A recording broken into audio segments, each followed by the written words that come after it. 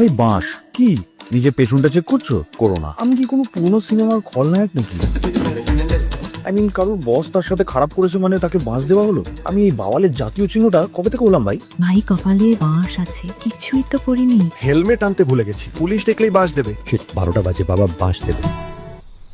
11 মাস ধরে এই লোকেরা আমায় নিয়ে হেলাফেলা করে, কিন্তু তারপর আসে সুখের দিনগুলো। হঠাৎ আমি আর বাঁশ নই, আমি কাঠামো, দ্য ফ্রেমওয়ার্ক।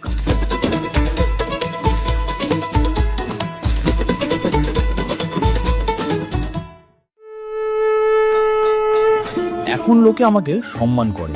প্রতিমা, প্যান্ডেল থেকে রাস্তাঘাট সবই এখন আমায় ঘিরে। এখন আমার মধ্যে আছে মেন ক্যারেক্টার এনার্জি। থিম পুজো হলে তো ছেড়েই দাও।